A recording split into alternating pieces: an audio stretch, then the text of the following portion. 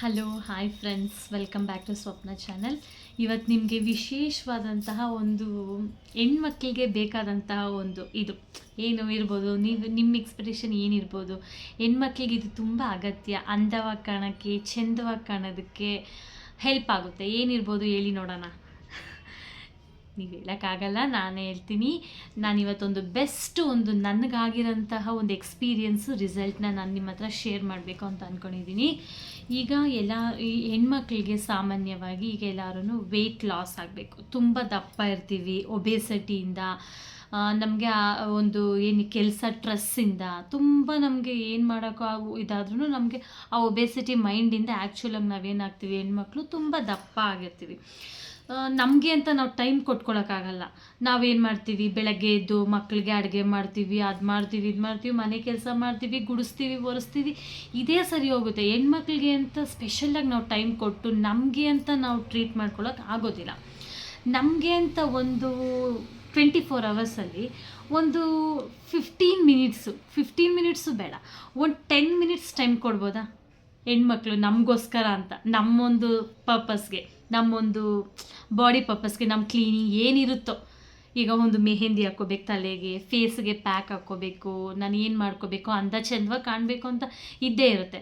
So ಒಂದು 15 minutes time ಕೊಡ್ಬೋದಲ್ಲ ನಮಗೆ ಅಂತ. ಸೊ ಅದನ್ನು ನಾವು ಟೇಕ್ ಕೇರ್ ಮಾಡದೆ ನಾವು ದಪ್ಪ ಆದ್ವಿ, ನಾವು ಟೆನ್ಷನ್ ಮಾಡಿಕೊಂಡು, ನಾವು ಒಬೆಸಿಟಿನ ಜಾಸ್ತಿ ಮಾಡಿಕೊಂಡು ನಾವು ಆ ಥರ ಮಾಡಿದಾಗ ಏನಾಗುತ್ತೆ, ಖಂಡಿತವಾಗ್ಲೂ ದಪ್ಪ ಆಗೇ ಆಗ್ತೀವಿ ನಾವು. ಮೇನಾಗಿ ನಾವು ಹೆಣ್ಮಕ್ಳು ಟೆನ್ಷನ್ ಮಾಡ್ಕೋಬಾರ್ದು. ಆ ಕೆಲಸ ಈ ಕೆಲಸ ಓಕೆ ಇರುತ್ತೆ, ಸಾಮಾನ್ಯವಾಗಿ ಎಲ್ಲ ಜನರಲ್ಲೂ ಎಲ್ಲರೂ ಕಷ್ಟದಿಂದನೇ ಬಂದಿರ್ತಾರೆ. ಕೆಲಸಕ್ಕೆ ಹೋಗಬೇಕು ಅನ್ನೋ ಡ್ರೆಸ್ ಇರುತ್ತೆ, ಮಗುಗೆ ಬೆಳಗ್ಗೆ ಹೊತ್ತು ರೆಡಿ ಮಾಡಬೇಕು ಅನ್ನೋ ಡ್ರೆಸ್ ಇರುತ್ತೆ, ಗಂಡನ ಆಫೀಸಿಗೆ ಕಳಿಸ್ಬೇಕು ಅನ್ನೋ ಡ್ರೆಸ್ ಇರುತ್ತೆ. ಎಲ್ಲ ಡ್ರೆಸ್ಸಿಂದ ನಾವು ಆಚೆ ಬಂದು ಒಂದು 10 ಮಿನಿಟ್ಸ್ 15 ಮಿನಿಟ್ಸ್ ಮಾಡ್ಕೋಬೋದಪ್ಪ ಟೈಮ್ ನಮಗೆ ಅಂತ. ನಮ್ಮೊಂದು ಸೇಫ್ಟಿ ಪರ್ಪಸ್ಗೆ ನಾವು ಮಾಡ್ಕೋಬೋದು. ನೀವು ನೋಡಿ ಮಾಡಿಕೊಂಡು. ಯಾಕೆ ಅಂತಂದರೆ, ನಾನು ಯಾಕೆ ಹೇಳ್ತಾ ಇದ್ದೀನಿ ಅಂತಂದರೆ, ನಾನೂ ಹಂಗೆ ಇದ್ದೆ. ಅಂದರೆ ಮಾಡೋದು, ಮಗುಗೆ ಬೇಗ ಬೇಗ ಕಳಿಸೋದು, ಹಂಗೆ ಹಿಂಗೆ ಮಾಡೋದು, ಮನೆ ಕೆಲಸ ಮಾಡೋದು, ನನಗೆ ನಾನು ಟೈಮ್ ಕೊಟ್ಕೊಳ್ಳೋಕೆ ಆಗ್ತಾ ಇರಲಿಲ್ಲ. ಆಗ ಹೆಂಗಿದ್ದೆ, ಇವಾಗ ಹೆಂಗೆ ಆಗಿದ್ದೀನಿ ಅನ್ನೋದ್ರ ಬಗ್ಗೆನೂ ನಾನು ಎಕ್ಸ್ಪ್ಲೇನ್ ಮಾಡ್ತೀನಿ. ಏನು ಮಾಡಿದೆ ನಾನು ಆ ಥರ ಆಗೋದಕ್ಕೆ, ನಾನು ಯಾವ ಥರ ಟೈಮ್ ಕೊಟ್ಕೊಂಡಿದ್ದೀನಿ ಅನ್ನೋದ್ರ ಬಗ್ಗೆನೂ ನಾನು ನಿಮಗೆ ವಿವರವಾಗಿ ಹೇಳ್ತೀನಿ, ಕ್ಲಿಯರಾಗಿ. ಏನು ಮಾಡಿದೆ, ನಾನು ಈ ಥರ ಆಗೋದಕ್ಕೆ ನಾನು ಏನು ಮಾಡಿದ್ದೀನಿ ಅಂತ. ನಾನು ಫಸ್ಟು ಮದುವೆಗೆ ಮುಂಚೆ 50 kg ಇದ್ದೆ. 53 kg ಇದ್ದೆ. 53 kgಯಿಂದ ನಾನೇನು ಮಾಡಿದೆ, ಮದುವೆ ಆದಾಗಿಂದ ಅದೇ ಒಂದು 10 years ಅದೇ ವೆಯ್ಟಲ್ಲೇ ಬಂದೆ. 10 years ಅದೇ ವೇಟಲ್ಲೇ ಇದ್ದೆ ನಾನು. 53 kgನೇ ಬಂದೆ ನಾನು. ಆಮೇಲೆ ಏನಾಯಿತು, ಪ್ರೆಗ್ನೆನ್ಸಿ ಆಯಿತು. ಪ್ರೆಗ್ನೆನ್ಸಿ ಆದಮೇಲೆ ಡೆಲಿವರಿ ಆದಮೇಲೆ ನನಗೆ ಸಿಸರಿನ್ ಆಯಿತು. ನನಗೆ ಸಿಸರಿನ್ ಆದಮೇಲೆ ನಾನು ದಪ್ಪ ಆಗಿಬಿಟ್ಟೆ. ನನ್ನ ದಪ್ಪ 73 kg ಆದೆ. 53ರಿಂದ 50, 60, 70, 73 kg ಆಗಿಬಿಟ್ಟಿದೆ. ಹುಟ್ಟಿದಾದ್ಮೇಲೆ 73 kg ಇದ್ದೆ ನಾನು. ಹೆಂಗೆ ಈ ಕುತ್ತಿಗೆ ಭಾಗದಲ್ಲಿ ಕಪ್ಪಗೆ ಯಾವ ಥರ ಇತ್ತು ಅಂತಂದರೆ, ಈ ಮುಖ ಉಪ್ಪರಿಗೆ ಇದ್ದಂಗೆ, ಆ ಥರ ಅಸಹ್ಯ ಕಾಣೋದು. ನನಗೆ ನಾನೊಂದು ರೆಡಿ ಮಾಡ್ಕೋಬೇಕಾದ್ರೆ ನನಗೆ ಅಸಹ್ಯವಾಗಿ ಕಾಣಿಸ್ತಾ ಇತ್ತು. ಏನಪ್ಪ ಇಷ್ಟೊಂದು ಮುಖ ಎಲ್ಲ ಈ ಥರ ಡಾರ್ಕ್ ಆಗಿದೆ. ಕುತ್ತಿಗೆ ಭಾಗದಲ್ಲಂತೂ ನೀವು ಹೆಂಗೆ ಅಂದರೆ, ಈ ಕಂಟಿ ಆರ ಬರಲ್ವಾ, ಈ ಕುತ್ತಿಗೆಗೆ ಆರ ಹಾಕೋದೇ ಬೇಡ ನನಗೆ. ಆ ಥರ ಇದು ಸುತ್ತು ನೋಡಿ, ಇದು ಈಗಲೂ ಇನ್ನೂ ಇದೆ, ಸ್ವಲ್ಪ ಎಲ್ಲ ಫುಲ್ಲು ನಾನು ಮಾಡ್ತಾರೆ ಇದರಿಂದ ಹೋಗ್ತಾ ಇದೆ. ಸೊ ಇದು ಇಷ್ಟು ಕುತ್ತಿಗೆ ಕಪ್ಪಗೆ ಫುಲ್ಲು ಹೆಂಗೆ ಅಂದರೆ, ಇದು ನೆಕ್ಲೆಸ್ ಹಾಕ್ದಂಗಿತ್ತು ನನ್ನ ಕತ್ತಲ್ಲಿ. ನೆಕ್ಲೆಸ್ಸು ಹಾಕಿದ್ರೆ ಯಾವ ಥರ ಕಾಣುತ್ತೆ ನೋಡಿದಿರಲ್ಲ, ಆ ಥರ ಈ ಫುಲ್ಲು ಕುತ್ತಿಗೆ ಭಾಗದಲ್ಲಿ ನೆಕ್ಲೆಸ್ ಹಾಕೋದು ಥರ ಇತ್ತು. ನಾನು ಏನು ಮಾಡೋದು, ನಾನು ಯೋಚನೆ ಮಾಡಿದೆ, ಎಲ್ಲ ಮಾಡಿದೆ. ನಮಗೆ ನಾವು ಟೈಮ್ ಕೊಟ್ಕೊಳ್ಳಲ್ಲ. ಸೊ ಆ ಡಿಫಿಷಿಯನ್ಸಿಯಿಂದ ನಮ್ಮ ಬಾಡಿ ಒಳಗಡೆ, ನಮ್ಮ ಸ್ಕಿನ್ ಒಳಗಡೆ ನಮ್ಮೊಂದು ಹಾರ್ಮೋನ್ಸ್ ಪ್ರಾಬ್ಲಮ್ಸ್ ಬರುತ್ತೆ. ಇದರಿಂದ ಏನಾಗುತ್ತೆ ಗೊತ್ತಾ, ನಮಗೆ ನಾವು ಟೈಮ್ ಕೊಟ್ಕೊಳ್ಳಲ್ಲ. ನಾವು ಯಾವಾಗ ಸೇಫ್ಟಿ ಪರ್ಪಸ್ಸಾಗಿ ಏನೊಂದು ಹಾಕಿದ್ರೆ, ಏನು ಪ್ರಾಡಕ್ಟ್ ಹಾಕಿದ್ರೆ ಏನಾಗುತ್ತೆ ಅನ್ನೋದ್ರ ಬಗ್ಗೆ ನಮ್ಗೆ ಅರಿವಿರಲ್ಲೋ, ಆ ಟೈಮಲ್ಲಿ ಏನಾಗುತ್ತೆ, ಪಕ್ಕಾ ಆಗುತ್ತೆ, ನಮ್ಮ ಸ್ಕಿನ್ ಹಾಳಾಗೇ ಹೋಗುತ್ತೆ. ಸೊ ನಾನು ಅದಕ್ಕೆ ಏನು ಹೇಳ್ತೀನಿ ಅಂತಂದರೆ, ಮಾರ್ನಿಂಗ್ ರೊಟೀನು ಶುರು ಮಾಡಬೇಕು. ಯಾರೇ ಆಗಿರ್ಬೋದು, ಮಾರ್ನಿಂಗ್ ನೋಡಿ, ಈಗ ನನ್ನ ಮಗ ಸ್ಕೂಲ್ ಸ್ಟಾರ್ಟ್ ಆಗೋದಕ್ಕಿಂತ ಮುಂಚೆ ಸ್ವಲ್ಪ ಲೇಟಾಗೆ ಎದ್ದೇಳ್ತಾ ಇದ್ದೆ. ಈಗ ನನ್ನ ಮಗ ಸ್ಕೂಲ್ ಸ್ಟಾರ್ಟ್ ಆಗಿದೆ. ಎಲ್ಲರಿಗೂ ಇರುತ್ತಲ್ಲ, ಮಕ್ಕಳು ಸ್ಕೂಲ್ಗೆ ಹೋಗ್ತಾರೆ ಅಂತ. ಸೊ ನಾನೀಗ ಬೇಗ ಎದ್ದೇಳ್ತೀನಿ, ಒಂದು 5:30 ಆ ಥರ ಎದ್ದೇಳ್ತೀನಿ. ಎದ್ದು ಸ್ವಲ್ಪ ಒಂದು 15 ಮಿನಿಟ್ಸ್ ಯೋಗ ನನಗೇನು ಅನಿಸುತ್ತೋ ಅದನ್ನು ನಾನು ಮಾಡ್ತೀನಿ. ಯೋಗ ಮಾಡಿ ಫ್ರೆಶ್ ಅಪ್ ಆಗಿ ಆಮೇಲೆ ನಾನು ಫಸ್ಟು ಸ್ನಾನ ಮಾಡ್ಕೊಂಡ್ಬಂದು ಆಮೇಲೆ ಬಾಗಿಲಿಗೆ ನೀರು ಹಾಕಿ ರಂಗೋಲಿ ಹಾಕಿ ಆಮೇಲೆ ನಂದು ಫಸ್ಟು ನನ್ನ ಬಾಡಿ ಒಳಗಡೆ ಹೋಗ್ಬೇಕಾಗಿರೋದು ನಾನು ಸೇಫ್ಟಿ ಪರ್ಪಸ್ಸಾಗಿ ಮಾಡ್ಕೋಬೇಕಾಗಿರೋದು ಗ್ರೀನ್ ಜ್ಯೂಸ್.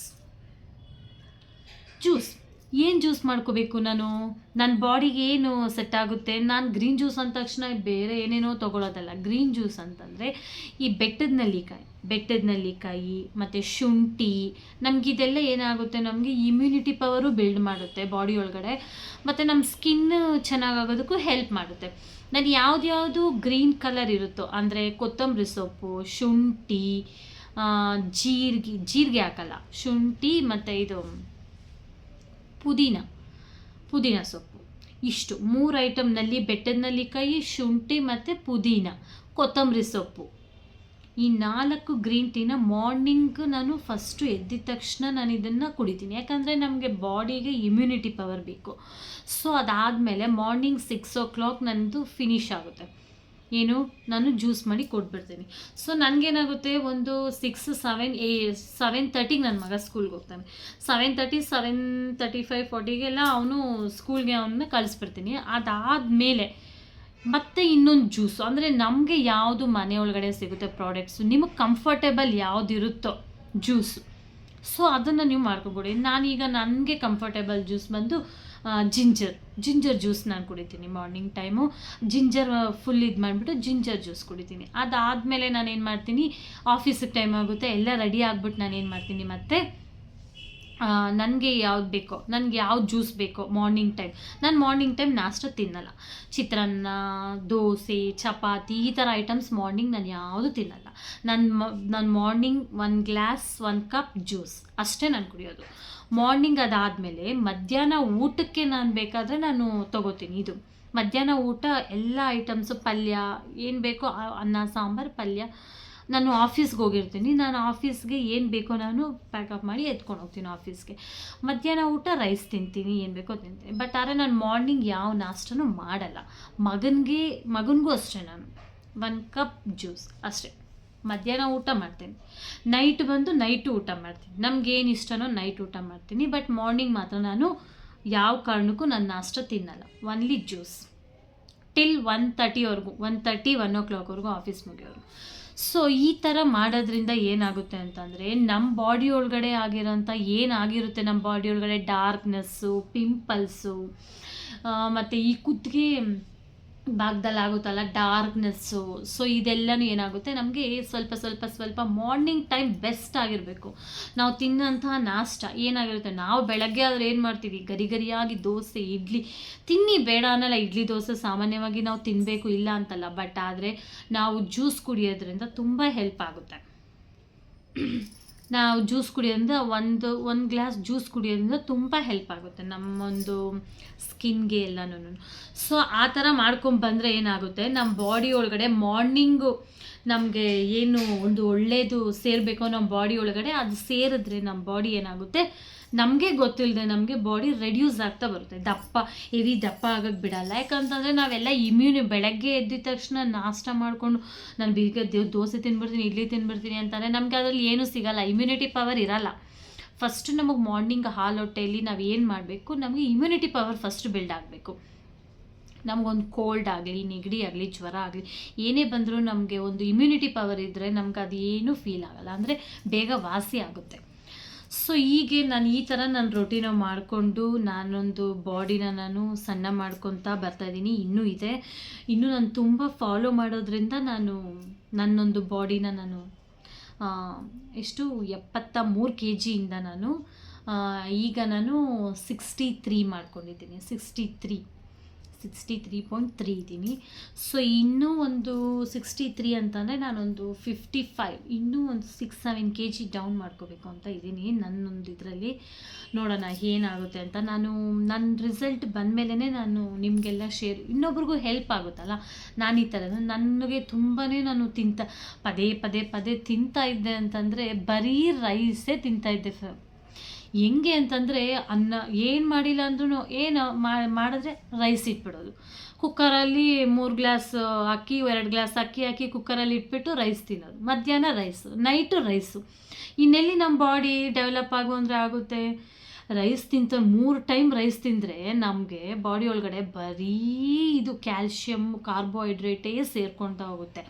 ನಮ್ಗೆ ಕಾರ್ಬೋಹೈಡ್ರೇಟೇ ಹೆಚ್ಚು ನಮ್ಗೆ ಇದಾಗ್ತಾನೆ ಹೋಗುತ್ತೆ. ಮತ್ತು ಇನ್ಸುಲಿನ್ನು ಜಾಸ್ತಿ ಉತ್ಪಾದನೆ, ರೆಸಿಸ್ಟೆನ್ಸಿ ಜಾಸ್ತಿ ಆಗ್ತಾ ಹೋಗುತ್ತೆ. ಇನ್ಸುಲಿನ್ ರೆಸಿಸ್ಟೆನ್ಸಿ ಜಾಸ್ತಿ ನಾವು ತಿಂತಾ ಇದ್ದಂಗೆಲ್ಲ ಈಗ ನಾವೊಂದು ಫಂಕ್ಷನ್ ಏನು ಮಾಡ್ತಾಯಿದ್ವಿ ಆ ಕಾಲದಲ್ಲಿ, ಒಂದು ಫಂಕ್ಷನ್ ಆದರೆ ವರ್ಷಕ್ಕೆ ಒಬ್ಬಟ್ಟು ಮಾಡ್ತಾಯಿದ್ದಿದ್ದು ಒಂದೇ ದಿನ, ಕಜ್ಜಾಯ ಮಾಡ್ತಾಯಿದ್ದಿದ್ದು ದೀಪಾವಳಿಗೆ, ಒಂದು ಬರ್ತಡೇ ಅಂತಂದ್ರೂ ನಾವು ಕೇಕ್ ಕಟ್ ಮಾಡೋಷ್ಟು ಒಂದು ಇದರಲ್ಲಿ ಇರಲಿಲ್ಲ. ಇವಾಗ ಈ ಒಂದು ಜನ್ರೇಷನಲ್ಲಿ ಹಂಗಲ್ಲ. ಈಗ ನಿಮ್ಮ ಬರ್ತಡೇ ನಮ್ಮ ಮನೆ ಒಳಗಡೆ ಒಬ್ರದ್ದು ಬರ್ತಡೇ ಅಂತಂದರೆ 5 ಕೇಕ್ ಬಂದು ಮುಂದೆ ನಿಂತಿರುತ್ತೆ. 5 ಕೇಕ್, 5 ಜನ 5 ಕಟ್ ಮಾಡ್ತಾರೆ. 5 ವೆರೈಟಿ. ನಮಗೆ ತುಂಬ ಖುಷಿ ಆಗುತ್ತೆ 5 ಕೇಕ್ ತಿನ್ನೋಕ್ಕೆ. ಆದರೆ ನಮ್ಮ ಬಾಡಿ ಒಳಗಡೆ ಏನಾಗ್ತಾ ಇದೆ, ನಾವು ಹೆಂಗೆ ಆಗಿದ್ದೀವಿ ಅನ್ನೋದ್ರ ಬಗ್ಗೆ ನಮ್ಗೆ ಅರಿವು ಇಲ್ಲ, ಮರೆತು ಹೋಗ್ಬಿಡ್ತೀವಿ. ಬಟ್ ಆದರೆ ತಿನ್ ಚೆನ್ನಾಗಿ ತಿಂತೀವಿ. 5 ಕೇಕ್ ಕಟ್ ಮಾಡಿ 5 ಕೇಕಲ್ಲೂ ಎತ್ಕೊಂಡು ರುಚಿಯಾಗಿ ಎಣಿಸ್ತೀವಿ. ಅದರಲ್ಲಿ ಏನು ಹೋಗಿರುತ್ತೆ ನಮ್ಮ ಬಾಡಿ ಒಳಗಡೆ ಅನ್ನೋದು ನಮಗೆ ಗೊತ್ತಿಲ್ಲ, ಏನಾಗಿದೆ ಅನ್ನೋದು ಗೊತ್ತಿಲ್ಲ. ಆದರೆ ಮಾತ್ರ ದಿನ ಮಲಗಿ ಎದ್ದ ಮೇಲೆ ನಾವೇನು ಮಾಡ್ತೀವಿ, ಅಯ್ಯೋ ನನ್ನ ಬಾಡಿ ಯಾಕೋ ತುಂಬ ಅವ್ರು ಅಷ್ಟು ಚೆನ್ನಾಗಿದ್ದಾರೆ, ನಾನು ಯಾಕೆ ಹಿಂಗಿದ್ದೀನಿ ಅನ್ನೋ ಥರ ಫೀಲ್ ಆಗ್ತೀವಿ. ಏನು ತಿಂದರೆ ಏನಾಗುತ್ತೆ ಅನ್ನೋದ್ರ ಬಗ್ಗೆ ಅರಿವಿಲ್ಲ. ಆರೋಗ್ಯದ ಬಗ್ಗೆ ಒಂದು ಏನಂತೀವಿ, ಕಾಮನ್ ಸೆನ್ಸ್ ಅನ್ನೋದು ನಮಗೆ ಬರಬೇಕು. ಕಾಮನ್ ಸೆನ್ಸ್ ಅಂದರೆ ಏನು ನಾನು ಹೇಳ್ತಾ ಇರೋದು, ಆರೋಗ್ಯದ ಬಗ್ಗೆ ನಮ್ಮ ಸೆನ್ಸ್ ನಮಗಿರಬೇಕು. ನಾವೇನು ಮಾಡಿಕೊಂಡ್ರೆ ಏನಾಗುತ್ತೆ ಅಂತ. ಹಂಗೆ ಈಗ ನಾವು ಅದು ಬರ್ತಡೇಗೆ ಕೇಕು ಅದು ಇದು ಎಲ್ಲ ಪ್ರತಿ ಸಲನೂ, ಇವಾಗ ಹುಟ್ಟಿದ ಹಬ್ಬ ತಿಂಗಳಿಗೆ ಒಂದು ಸಲ ಒಬ್ರದ್ದು ಹುಟ್ಟಿದ ಹಬ್ಬ ಆದರೆ ಎಲ್ಲಾರ್ದು, ಇವಾಗ ಒಂದು ಆಫೀಸಿಗೆ ಹೋಗ್ತೀವಿ, ಆಫೀಸಲ್ಲೂ ಒಬ್ರದ್ದು ಇರುತ್ತೆ, ಮನೆಗೆ ಬರ್ತೀವಿ, ಮನೇಲೂ ಒಬ್ರು ಇರುತ್ತೆ, ಪಕ್ಕದ ಮನೇಲೂ ಒಬ್ರದ್ದು ಇರುತ್ತೆ. ತಿಂಗಳಿಗೆ 5 ಅಲ್ಲೇ ಸಿಕ್ತು 5 ಸಲ ತರಹ ಕೇಕ್ ತಿಂದ್ವಿ. ತಿಂಗಳಿಗೆ 5 ಕೇಕ್ ಆದರೆ ನಮ್ಮ ಬಾಡಿ ಒಳಗಡೆ ಕೇಕ್. ನಾವು ಆ ಕಾಲದಲ್ಲಿ ಏನು ಮಾಡ್ತಾಯಿದ್ವಿ, ವರ್ಷಕ್ಕೊಂದು ಸಲ ನಾವು ಯುಗಾದಿ ಹಬ್ಬ ಬಂದ್ರೇ ಒಬ್ಬಟ್ಟು ಮಾಡ್ತಾಯಿದ್ವಿ. ಪ್ರತಿಯೊಂದು ತಂದು ಒಂದು ಸಲನೇ ಸ್ವೀಟ್ ಸಿಗ್ತಾಯಿತ್ತು ವರ್ಷಕ್ಕೆ. ಹಬ್ಬ ಅಂದರೆ ಈಗ ಹಂಗಲ್ಲ, ಬರ್ತಡೇ ಆದರೆ ಹೋಳಿಗೆ, ಮದುವೆ ಆದರೆ ಹೋಳಿಗೆ ಊಟ. ಎಲ್ಲದರಲ್ಲೂ ನಮ್ಮದು ಬಾಡಿ ಕಂಡೀಷನ್ಸ್ ಹಿಂಗಾಗಿನೇ ನಮ್ಮ ಈ ಥರ ನಾವು ದಪ್ಪ ಆಗೋದು, ಈ ಥರ ಆಗೋದು. ಮತ್ತು ನಮ್ಮ ಬಾಡಿ ಒಳಗಡೆ ಸ್ಕಿನ್ ಒಳಗಡೆ ಆಗೋಂಥ ತುಂಬಾ ನಾವು ದಪ್ಪ ಆಗೋದ್ರಿಂದ ನಮ್ಮ ಸ್ಕಿನ್ ಬೇಗನೆ ನಮ್ದು ಇದಾಗುತ್ತೆ. ನನಗೂ ಮೊದಲು ಗೊತ್ತಿರಲಿಲ್ಲ, ಪದೇ ಏನು ಸಿಕ್ಕಿದ್ರೆ ಅದನ್ನೆಲ್ಲ ಬೆಳಗ್ಗೆಯಿಂದ ಸಂಜೆವರೆಗೂ ತಿಂತಾಯಿದ್ದೆ. ಚಕ್ಲಿ ನಿಪ್ಪಟ್ಟಿಂದ ಹಿಡಿದು ಎಲ್ಲ ತಿಂತಾಯಿದ್ದೆ. ಈಗ ನಾನು ಆ ಥರ ಮಾಡಲ್ಲ.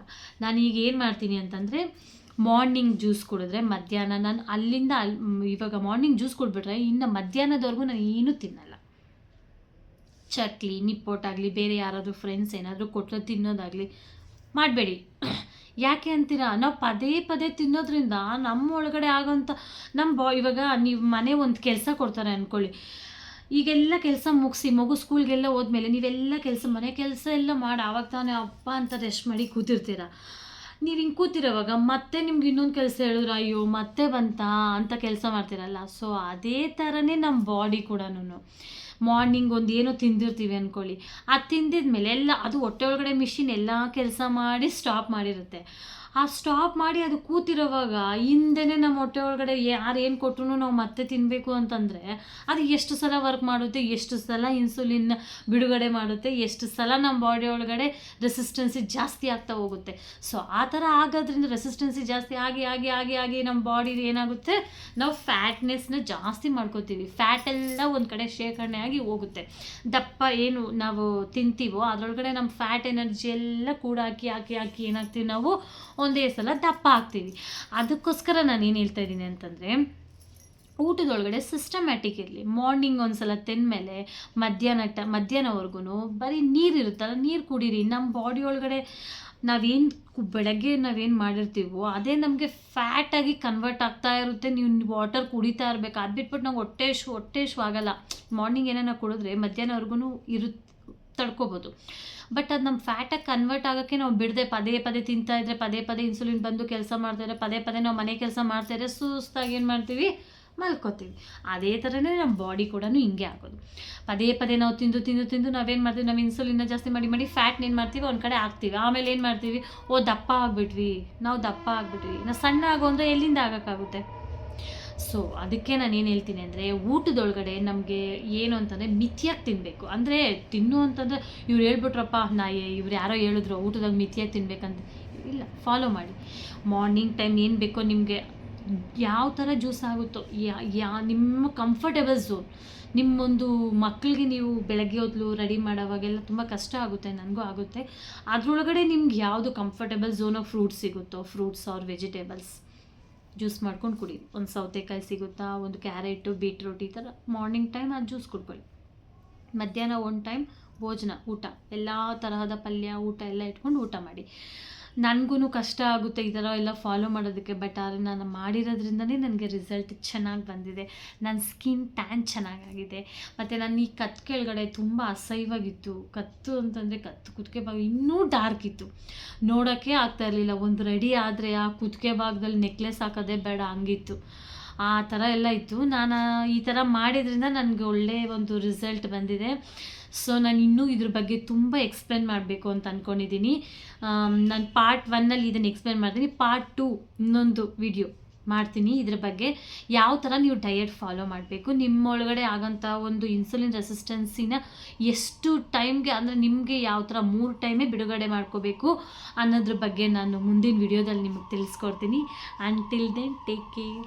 ಬಾಯ್ ಫ್ರೆಂಡ್ಸ್, ಬಾಯ್.